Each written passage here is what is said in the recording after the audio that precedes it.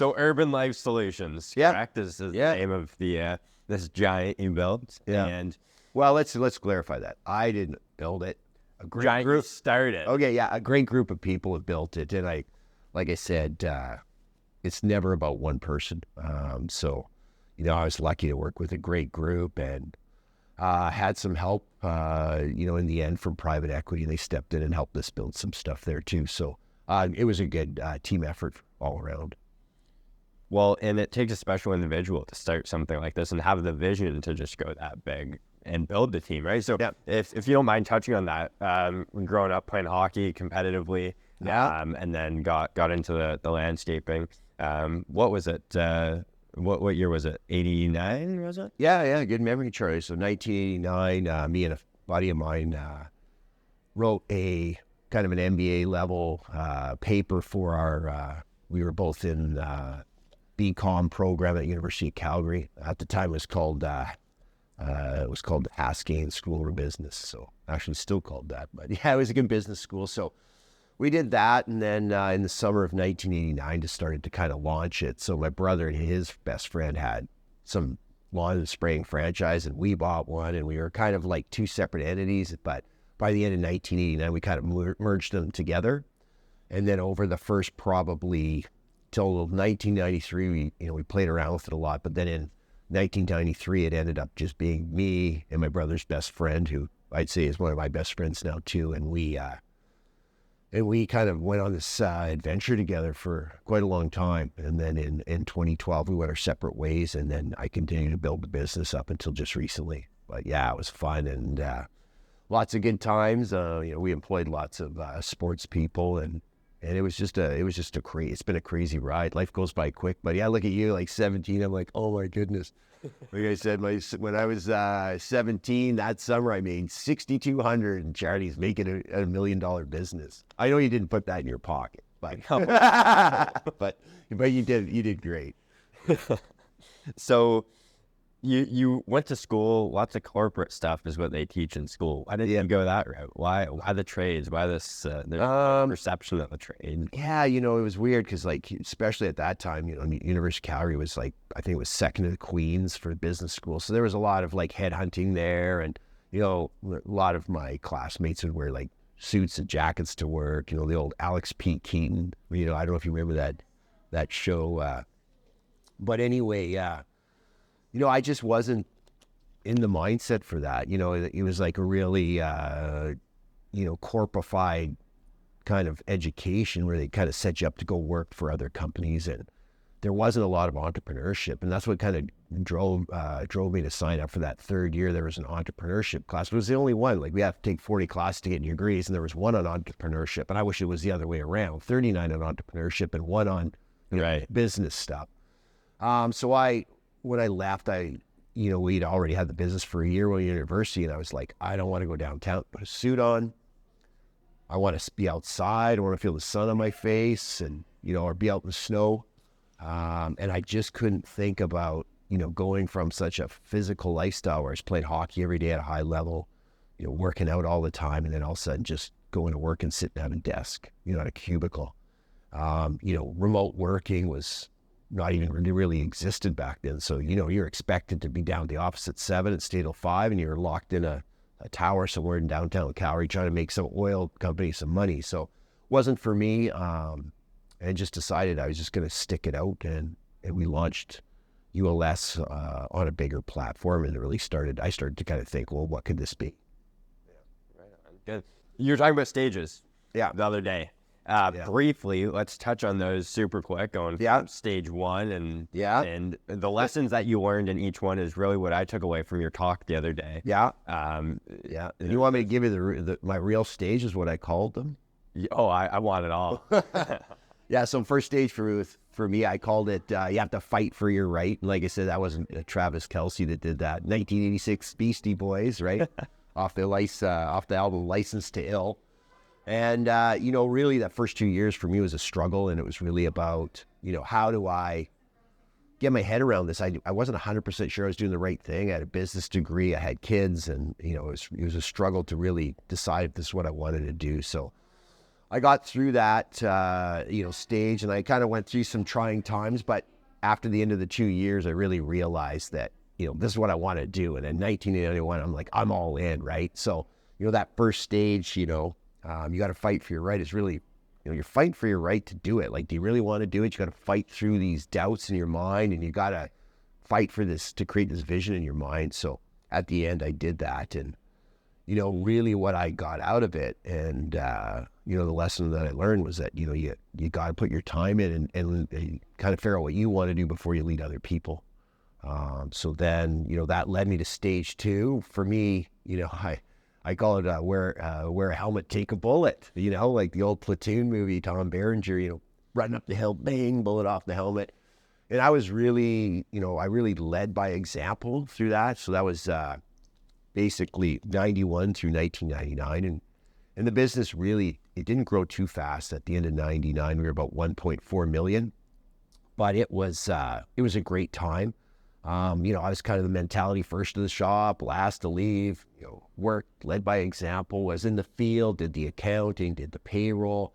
And of course I had some help, but I felt like I needed to be there for everything and know how it kind of worked. So, the lesson from stage 2, wear a helmet, take a bullet, was that, you have to work in all aspects of your business at the start. You need to have at least a rudimentary understanding of the accounting and the processes, because how are you going to evaluate bigger things as you bring people on? So, I got out of that stage and quickly went into stage 3, and that kind of started for me in about 2000.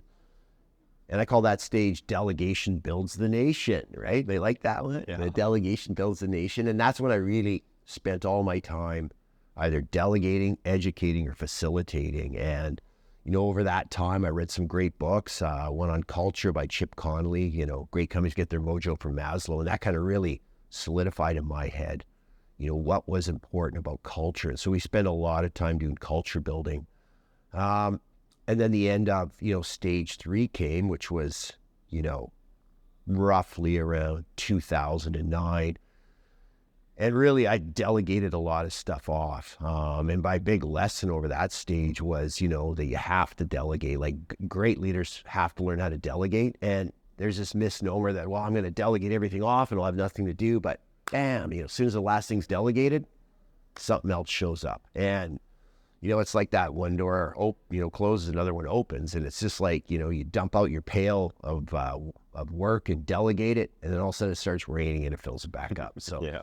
Never ending cycle. So you have to get better at delegating. You got to be able to get that done, right? So, that my lesson from stage 3, delegation builds the nation, is like delegate, and get ready because more's coming down the pipe. So off to stage 4. Now stage 4, after this delegation stage, we'd grown the company to 16 million and it was starting to pick up some steam. And then stage 4, I call, blow up the vision, John Wick Part 1, right? Get out the rocket launchers and let's blow some stuff up. And it was a crazy time, and I really had to reevaluate,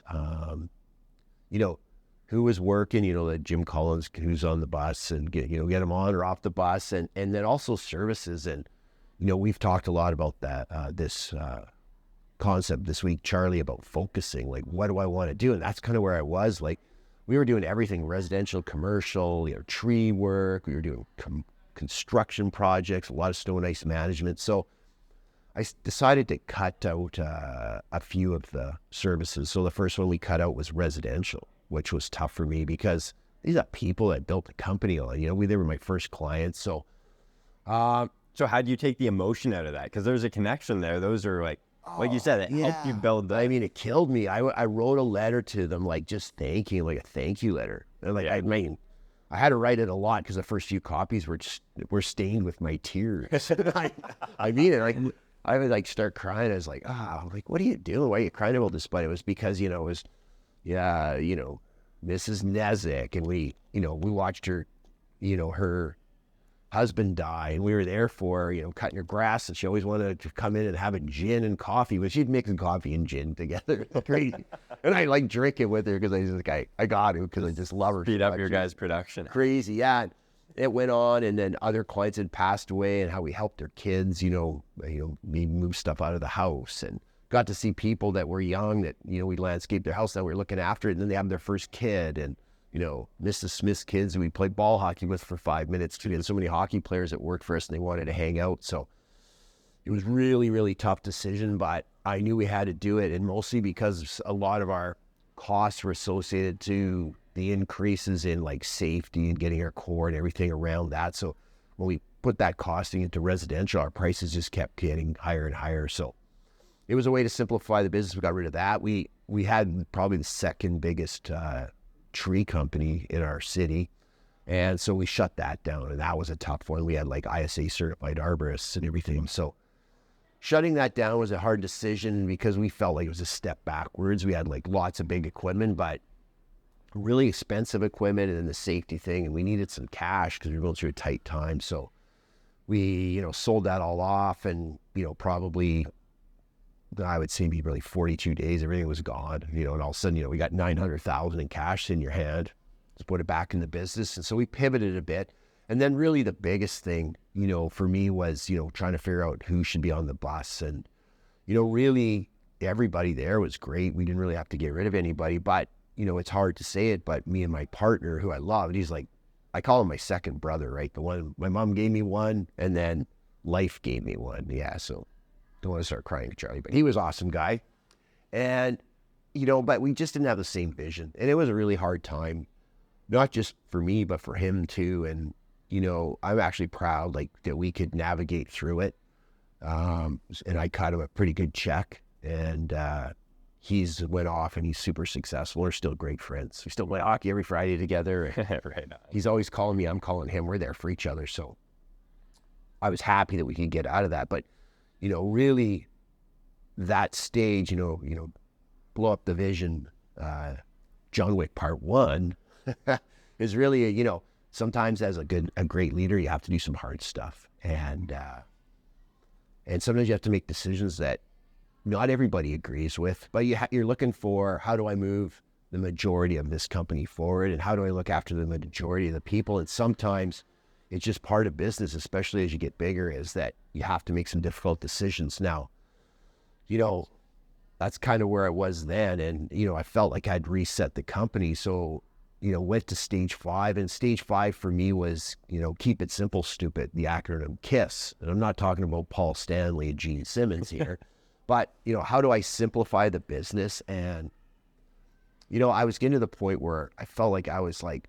doing a lot of the visionary work and pushing the company forward all the time. And I said, how do I get everybody more involved? So kind of came up with this concept of, you know, 50M thinking. Now, I got to that by just doing a lot of walking, because that was kind of the way I figured things out. Like, you know, everybody has their way of trying to open up their mind. And for me, it was walking. So I did a ton of walking, and, you know, really realized that, you know, I was kind of holding back the business because I had this box around my head. People say thinking outside the box, and I couldn't get outside this box around my head. And mine was like 12 by 12 by 18. It was like a file box with staples on the side. And so I kind of reached up and ripped it down. And that's when this 50M thinking jumped into my head. Now, you know, for a couple of weeks, I would jerk in everybody's chains at 50 million, 50M thinking. I was writing on everything, but I didn't really tell them what it was. And I think most of them can figure it out. And what, you got shirts for him and everything, right? Well, I had a shirt. Yeah, 50M thinking and drink beer. And I would just take a white T-shirt and write it on with a Sharpie. Not now, like, you can just put it online, and if somebody sends you a shirt, back then, you know, Sharpies and me were good buddies. Yeah, I had one shirt I wore in university that I wrote, C's get degrees. And the teachers thought I was crazy. But I was too busy with hockey and kids and everything that I just had to get to university. But anyway, 50M thinking, and then we'd have these town halls, and this girl stands up and she's like, I know what 50M thinking is, Steve. And I'm like, yeah, Janice, what is it? And she's like, Steve, it's $50 million thinking. And I'm like, yeah, it is. And everybody's kind of like silent, like, you're an idiot. You know, that's what they thought, right? But you got to ask yourself, when somebody calls you an idiot, do they do it because they really think you're an idiot, or they do it and they're laughing because they love you? And that was the you're an idiot. It was the, Dad, this is awesome. So I basically said, like, there's new rules. You know, we're not talking about anything unless it can run a $50 million company. We're not talking about, you know, we're not doing quotes. We're not going to have processes unless it can run a $50 million company. So, here we are, 16, actually we're 22 million at the time. And, 4 years later, we went from 22 to 31, and the lesson I learned there was that, great leaders have to find a way to simplify the messaging, in their company. Like, you'll get where your speeches get longer and your explanations of things get longer because you're trying to explain more and more complex things. So how do you reset? Like, how do you take all that complexity away and start over again, right? It's like, there's an apple and people are like, where did this apple come from? But if you cut it in half and pull it out, it's a little seed. This little seed is like 1/1000th of that apple, but in essence, that's how you get the next apple tree. So how do you just simplify things down? So for me, it was just 50M thinking. That's all I'm going to say now. Are we 50M thinking? Show me that report. It's displayed like 50M thinking would display. So if it works with 50M, great. If it doesn't, get it out of here. Yeah. Like, we can't have that. Yeah. We're 22 million and we got to go to 50 million. So we can't talk about $20 million company things. There's a huge difference between a $20 million company and a $30 million company. There's a big difference between 1 million and 10 million. Like, I know you're 17, you're 1 million, but I'm sure you're probably going to be 10 million by the time you're 21. And you're going to be sitting there like, I remember Stevie's right. This is a shitstorm, right? So I should start getting shirts with 10M thinking on it. Yeah. Steal my ideas. That's the best thing you can do. I always said, why reinvent it when it's already there? So this stage 5, keep it simple, stupid. That's the lesson I learned. You have to be able to simplify complex things and be able to explain them to people and get people to gravitate toward it. If they can't really, if they're not excited by the, expression of your vision, how are they going to follow and how are they going to get involved? So, and I'm not saying that works for everybody, and people might think that's too simple, but the simpler, the better, right? The simpler, easier to understand. The simple makes people see that they can do it, right? Right. Somebody said, my nephew came to me once and he said, Uncle Steve. I said, how you doing, Brandon? I said, what are you up to? And he says, well, I'm going to ride my bike from Calgary, Alberta, Canada to Tokyo. That's what he said to me. You know what I said to him? What people would say to me. I said, you're crazy. And in a fleeting moment, I was like, he can't do that. And then he looked at me, kind of smiled, and he goes, well, that's what people said about you. You can't do it, and you did it. And you made it pretty simple, like you're just going to think about it differently. And then he looked at me, he goes, you know how I'm going to do it? And I said, how? And he says, I'm just going to get up every day and I'm going to turn the pedals. And he goes, I'm going to keep pedaling every day. And he said, it's probably going to take me 11 months and then I'll be in Tokyo. So I didn't believe him, right? And then he started out of Calgary, and 35 kilometers in, he was with his girlfriend, and she crashed. She got pushed off the road by a semi and crashed in the ditch, broke her arm. And I said, well, good try. Like, the pedals turned for 36 kilometers and it's over. And this is like 12,000 kilometer journey. And then it was unbelievable. Like, he waited. She was in the hospital for a week. She was at home for another 3 or 4 weeks, and they just started over again. Turning the pedals. 9 months later, we had average, I think it was 163 kilometers a day. So anyway, he just kept turning the pedals. And 9 months later, 10 months later, I can't remember. I might even 11 months, but anyway, he was there, and he rode his bike through Mongolia, down through Russia, went across the Bering Sea on a boat. But, there's the simplicity of it. Like, somebody says, how do you ride your bike from Calgary to Tokyo? And people are like, oh, well, you're going to have to you got to do this and you got to do that. And you got to get, visas to get through all these countries and everything. But really, in essence, you got to just put your feet in the pedals and start pedaling. Yeah. And then one day you're there, right? And it's like 50M thinking. Like, if you think about it and you set the course and you just turn the pedals every day, then you go from, basically 22 million. Then all of a sudden we're at 30 million, 31 million. So I'm sitting there and I'm like, we're all ready to go. We're going to keep going. We're just going to keep pedaling the bike. We're going to get to 50M thinking. And then I'd probably have to change it to 75M thinking or whatever. But it was an easy concept. I would have had to come up with something different. But then in 2019, so I'm out of stage 5.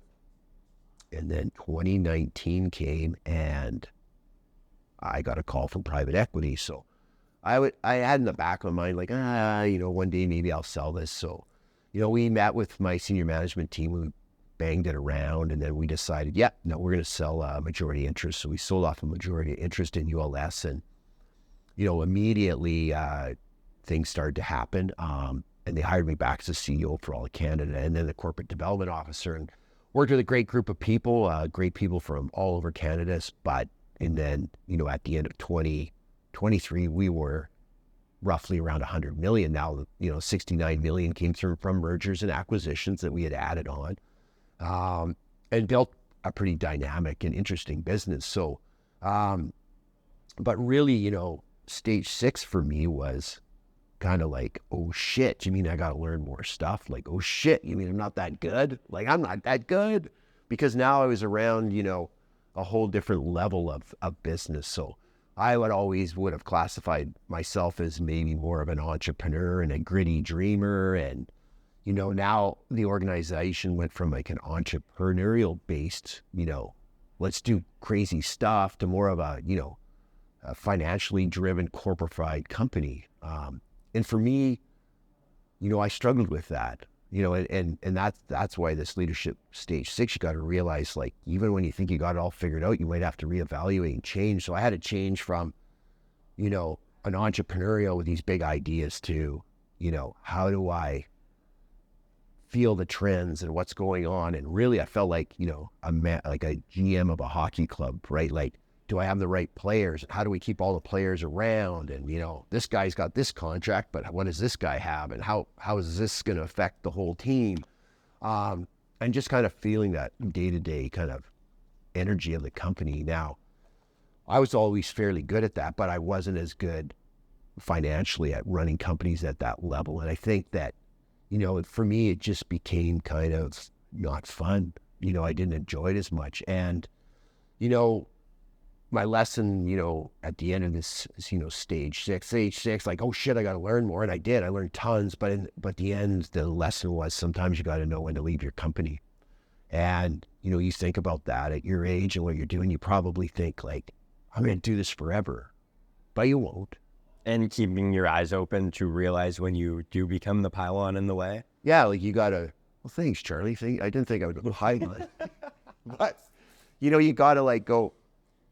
And when you say leave the business or leave the company, move on, however you want to say it, a lot of it's about yourself. We talked to Mark earlier about his kind of realization about, he never looked after himself. Right. And I kind of got to the point where, I'm 57 today. Next Friday, I'm 58. I'm 40 years older than you, buddy. You wait. When you're 40 years old, you're going to look different. You're going to feel different. I'm sure you're still going to be, like, pumped up about stuff, because I still am. But these things change. Priorities change. So, this feeling, that was my lesson. You got to leave sometimes. And it was hard for me to admit. But, really what I realized when I sat in the dark by myself is that I just didn't care anymore. Right. I'm sitting there and I'm like, this is the guy that always cared. This is the guy that loves everybody that works for me. And I still do. Like, the love for my employees and the people that help me along the way and building great teams, like, that never goes away from me. I mean, I still play, like, on the beer league teams. I played on 3 teams this year. And I go in the locker room and I talk to all these guys, and it's just, I'm so pumped to be one of the team, right? And try to, like, and it doesn't matter if we win or lose, but it's just the fact that we get to all be together and try to, make our team the best we can. Or just have the best shinny ice time we can. And we're all laughing, right? You guys trying to toe drag, and you can't do that anymore. You're too old. But, it was hard for me in that moment to admit that, I didn't care. I shouldn't say I didn't care. I didn't care as much. And that bothered me. And then, it took a long time before I could admit it to myself, and then, admit it to other people.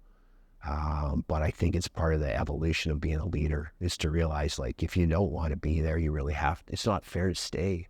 And I've seen a lot of people stick around when they don't want to be somewhere. But it affects the people that you actually do care about. Yeah. You don't think they can see it on your face, but they can see it in your eyes. And, and so I wanted to try to And I try to hang on at the end and try to be more and stay involved. But I think overall, like the company that owned us, they didn't really want to be around. And, maybe I tried to hang on too long and try to think I was still important. But Right. the reality was it wasn't. So, and that's fine. They're going to have their own success and they're going to do great. And I'm sure that they'll reach their goals and objectives. So, so that was kind of the 6 stages. Now, some people are like probably laughing that are watching this like, oh, Steve, there's actually 9, oh no. And then some other guys saying, no, there's 12. And, like I said, the Dalai Lama is sitting on a mountain somewhere going, you know what? It just doesn't matter, right? Like no matter how many stages there are, because you are where you are. But, it's funny because in my talk I did the other day, I just talked about 6 stages, but, I think I might have figured out stage 7. What's that? Fly fishing? Fly fishing, yeah.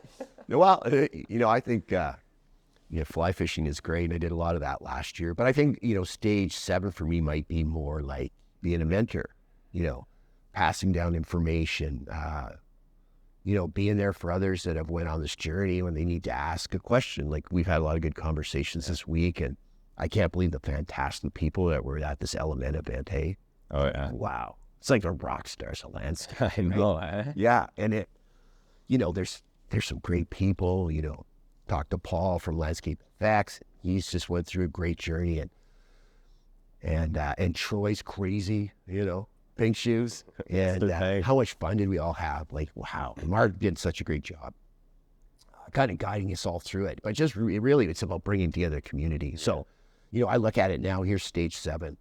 Which I haven't even talked about because it's just recently realized that, maybe it's a mentorship, maybe it's helping others, right? So when in these stages did you visit Uncle Sam? Uncle Sam. Yeah. And how is that? Like that's a lot on a person. Most guys don't make it through that. Yeah. So you like that when I named him Uncle Sam? Oh, I did. Yeah. For those that don't know, like Uncle Sam, like Sam is special accounts management. So that's where they put businesses. Well, banks put them there for 2 reasons, either to die or to scare the shit out of them. So they leave their bank and go to another bank. We visited Sam. That was probably early in 2017, and not a good place to be put. It's kind of like they say 1 to 2% of businesses get out of there without being shut down. Now, really at the time, I thought we were wrongly put in there. We had breached some covenants on our banking agreement, but it wasn't, an outlandish breach of covenant. And I really, to be honest with you, never really cared about covenants. They're there for a reason. They're kind of like a governor on a golf cart, so you don't go too fast or go out of control. But, I didn't pay a lot of attention until they came and said, like, as soon as you go into Sam, it's kind of like you think they're going to help you, but they're not. They're basically just trying to slowly choke you to death. So they start to remove, your line of credit. So they keep cutting it back. Like, well, 2 months from now, you've got 900,000 on your line of credit. You have to be down to 700, and they raise interest rates. So you've got less cash flow. You've got increasing interest rates, and now you're supposed to save your business. So you have to make some hard decisions. So my biggest decision was, you don't stay in a place where people don't want you. The bank didn't want us, and other banks said, well, I don't think you guys should be in Sam. And I think it was because the banking institution felt that they didn't want to participate in our industry anymore. So it was just their way of saying, here's a way to get rid of, maybe they had 2,000 accounts and needed to get rid of 200. So we're going to get anything that was in the construction industry or close to construction. Right. And, we did a lot of construction, so let's get rid of ULS. But, we kind of fought really hard, and I had some great people that worked with me, and it was highly stressful, and they navigated the cash flow issue pretty well, controlling AR and AP, and we got to the other side of it. And then I did everything I could to find us a new dance partner. So I went on a lot of dates with a lot of banks, and a lot of them were like, yeah, we're going to do it, but they just didn't. And then finally I found a great partner, and, I worked with Scotiabank actually, and I don't mind bringing that up. I don't like going back in time and saying these people screwed me or this got. So I don't want to talk about the bank that didn't want to dance with us, but I'm always about giving credit to those that helped. And Scotiabank was a great partner, and they stepped up and they said, Steve, we believe in you. And it was funny because the guy that got the deal done had worked for me when he went through university. Oh, really? Yeah. So there it is, right? Like the guy was like, he goes to his account, like guy that writes the loans on a high level, and said, this guy can do it. Like this company's great. Like they're just so good with people, and he's gonna pay us back, and we gotta do business with him. And he worked really hard. The fella that got us into Scotia, and I'm always appreciative to Connor for doing that. And so we went over to Scotia then and got out of Sam and then kept going. Is that the only way to get out of it? Like switch? I would highly advise them if they go in there is to, move away. Because I think for me, and you have also got to ask yourself, like, do I really deserve to be here? I mean, sometimes you get put there because you are gonna go bankrupt. Right. It's a big wake up call, but they're not going to help you. The ones you're with, some say, oh, we got a program. When you go to Sam, we're going to help you. Yeah, you go to Sam, and it's like, and this is just my opinion, like they want you to leave or they want you to die. And those are your only two options. So you got to decide what you want to do, right? And, for me, if you start talking to a whole bunch of banks and they all say no, when you run out of them, then you better fight hard and you got to figure it out, right? And whenever I've got up kind of against the wall and that kind of stuff, I always look to, where's the money to bail you out? And it's usually in your equipment, so in your capital assets. So sometimes that's where you'll see businesses, they might have been a $18 million company and they're thinking they're doing great, and all of a sudden they go into Sam, they're going to go bankrupt. They have to realize, is it good to go bankrupt your $18 million company, or is it good to have a really awesome $8 million company? Right. And sell their assets. And sell some assets off, put cash back into the business or pay down your bank debt. And you have to do it very thoughtfully, but for me, that strategy's worked. Not just the one time I was in Sam, but at other times when I knew if I didn't do it, I'm probably going to be in Sam. Yeah. Yeah. But, you have to understand Uncle Sam can come for a visit. And you better be ready. Whatever you want. Yeah. And even if you stay within your covenants, if a bank doesn't want to do business anymore, they'll find a way to get rid of you. Yeah. So this was a question brought up just a bit ago, but advice to your younger self starting out. Yeah. You've gone through some, I don't even know how to describe it, but kids at a young age, this empire that's been built, hockey, balancing it all, there must have been something there. What's going through your head when you're young, and then what stuff you wish you would have changed looking back? Yeah, when you guys, Mark, first asked me that question, I was kind of like, I don't know. But I think the more and more I think about it, and we talked about it with Mark, is, I would have been a little bit more niche in my business. Right. I wouldn't have tried to be everything to everybody. I would get with clients and they'd be like, Steve, why don't you guys do this? I wish you guys could do this. And yeah, okay, let's do it, right? And that's how we got into trees. And that's how we got into like big construction jobs working for, like companies like Elliston and PCL, and we helped rebuild the Calgary Zoo Island when the flood hit. We built like panda exhibits, lemur exhibits, and we got paid a lot of revenue. But you know what? I actually made no money and did it for free. So if people say, well, what have you done for charity? I said, well, hey, I rebuilt the Calgary Zoo and I built Land of the Lemurs and we built the panda exhibits. Now I did it with great staff and fantastic guys. Like I can't do that high level of work, but they could. And we did all that, but it was a donation to the city of Calgary and also to, basically to PCL. So we got to the point where, we wouldn't even work for general contractors anymore. We wanted nothing to do with it just because of the length of the payment cycle. For us, it just didn't make sense. Like we're not PCL or Elliston or anybody's syndicated bank. We're not giving you guys a line of credit, but usually we got used as a way for them to cash flow stuff. And we weren't, we were a fairly substantial company at that time, but still that's, $30 million company shouldn't be helping the cash flow of like $1 billion company. So you feel focusing on what you guys are good at, finding your niche would have eliminated that issue? Or? Yeah. And I think it would have, because you would get so good and so systematic and so nailed in. The other, what was the other young fellow the other day that won the award there? Austin, yeah. Yeah. So Austin, here he is, 4 years from now, you'll probably be where he is and maybe even higher. So he's what, 4.5 million at 21 years of age, which is like crazy. And I asked him what he did, and he said, all we do is 9 HOAs. I said, what else do you? He goes, all the work on 9 HOAs. I said, what are you going to do next year? He goes, I'm going to add another HOA. And I looked at him, I laughed. I said, oh, that little shit. He's got it figured out. Figured it out at 21. And everybody comes to realizations at different ages, right? So, but I see that, and, you know, I said, Austin, like I said, if you just keep doing that, Yeah. you're going to do great. Well, and just, I believe it was last year, he said no to $300,000 worth of residential and stuff that he doesn't want, so he can dial in, which is so impressive at such a young age, being able to see that distinction. Like, not many people are turning down over the 300 grand, but he knows. So just the importance of it, right? Yeah, you know, it's a simple saying, and it's just so true, right? What you focus on is what you become good at, right?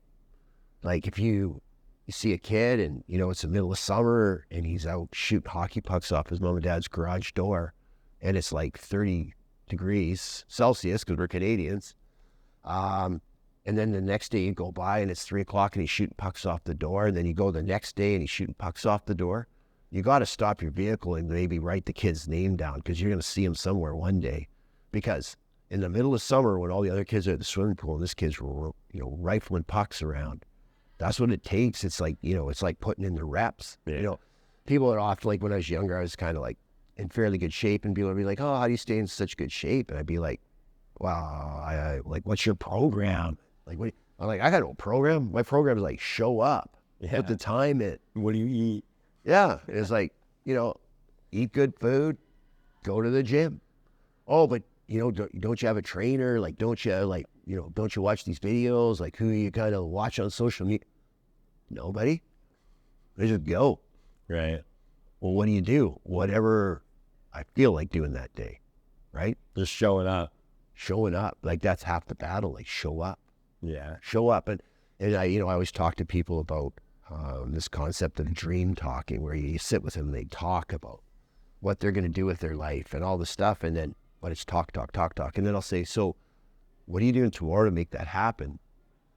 Well, you know, it might not happen tomorrow, but like, this is what, and then they go back into talking about it again. I'm like, can you just tell me the 3 things you're going to do the next week? Well, you know, like, I'll figure that out. And it's this, and sometimes dream talking's fun. Like, you might sit with somebody, like your friends, you're talking about, oh, wouldn't that be cool one day if we all went to Spain together when we're, you know, 60 and hike the El Camino Trail. Or you might talk to your wife about plans in the future, like I would have a cabin on a lake, and that's fine, but not one of those things is going to happen until your buddies all say, hey, we're going on July 17th, let's book an airline ticket. Yeah. And it's not going to happen unless you sit down with your wife and say, how can we make sacrifices here in our budget so that we can afford a mortgage on a cabin on a lake? So the talk is kind of like, you know, a match, and action is gas. As soon as they come together, things happen. Until that moment, they're just a match and some fuel over here that don't touch one another. So, you know, I think that you got to put the reps in. You got to have action behind words. So Just do shit, eh? yeah. That's why Nike was so successful with just do it, right? Because it was a call to action for people. They're like trying to come up with all these marketing things, and Nike just goes, hey, just do it. Well, and perfecting their process too. Yeah. Just get started and then refine it. Like Mark said this, and I was talking to Techo Block Alex there. Yeah. And that's what he was saying with his team too. Just implement it, get started, and who cares if it's shit? Just get going, and then focus on it. I did so many shitty things. I could have filled a cattle truck up with the amount of shit that I did. It didn't work. But you know, you got to keep trying things, because that's how you figure it out. Like, you know, I always say, Pete, you know, you build all your character from all the hard times. You know, 'cause like you're trying to do character building. You're never going to build character when you're sitting on a beach, you know, drinking a beer.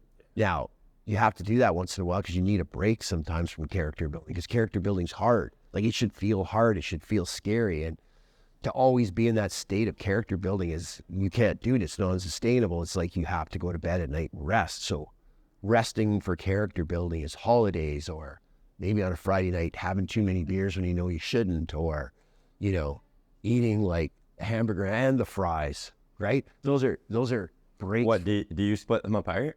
So, well, now sometimes I go, hamburger and a salad. I want the fries. Don't you want the fries? Yeah, but I usually just fries in the salad. you skip the burger. But, this thing about character building is like, you have to go through shit to build character, and then you need to have a break. But, you're not building any character when you're like sitting around watching TV and You're not sloth. shit, eh? Yeah, so your character comes from all your failures and all this get beat up and taking a shit kicking, right? So, and you talk about character, building a team with a big empire. That's huge. And you mentioned hockey players, athletic people have that work ethic who know what the reward feels like of going through the hard times. Yeah. How did you help light that fire under their ass of like, keep going, keep learning, keep getting the hard lessons? Well, I think when, you're leading a company or leading people in general, like, talk can get cheap and they don't see it backed up with action. So, I had enough people around when I started backing away from the field that they said, oh no, Steve was out plowing for 8 years at night. I've seen him. And then once in a while I'd get out the truck and, do some Tokyo drifting and show them I can still do it. Yeah. But, you kind of build that legacy of what you've done. It's like when my grandfather was alive, I'd look at him and I'd be like, at the end, he wasn't the man he was, but I remember back what he did and the lessons that he taught me. And he did it. You can't do it now, but he had done it. And you don't discount that. You don't say, here's a guy that, could fix anything and, was one of the best mechanics I've ever met. And it was like a big burly guy. And now he's this frail guy on the edge of his deathbed. You don't say that's him. That's just the end, right? But the stuff he did earlier, that's where I respected him. And I respect him right to the end. But that respect comes from his whole life that he lived.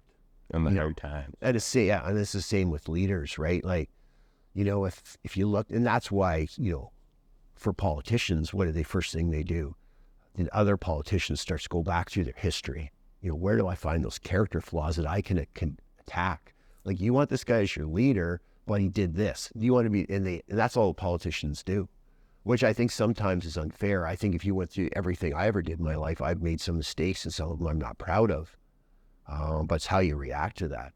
Right. So I find it, that's why, as with a lot of people, I find politics to be pretty slimy and, not a place I don't know why anybody would ever want to be, a president or a prime minister and run a country. I think there's some, big part of it's probably this, it's their way to feel some fame, I guess. But fame or ego. Yeah. I just don't see, like, financially, it's not that great. Yeah. You're probably another couple of years, you'll be making more than the president of the United States. That is salary. Now, there's the side effects that they get and the backroom deals they get to do, which is, a whole other topic. Oh, I'll be flying Donald Trump around and no. But yeah, so, I think, people aren't going to follow you, if you don't care, and people aren't going to follow you if you tell them that you're the leader and you anoint yourself the leader, like, I'm your leader. Nobody likes that. That's called a dictator. Right. People choose leaders. They put their arms around you, say, man, I'm going to follow you. I love you. Let's do some cool stuff together. They believe in you. They see that you're vulnerable. They see that you're a person. They see you like, I had a few tearful moments in front of my staff. And I always kind of, at the start, sometimes I felt embarrassed, but I realized, no, that's good. So as long as you're walking your talk. Yeah, exactly. And so people feel that and they figure it out. Yeah. Yeah. Wow. Awesome, Steve. There's a difference between wisdom and knowledge, and the wisdom that you have is mind blowing. So yeah. I appreciate your time sitting down here. I'm sure so many people can get so many nuggets out of this chat. So yeah. Anyways, I don't want to keep you any longer. Thanks again. You did great, and I wish you all the best, and I'm going to be following you.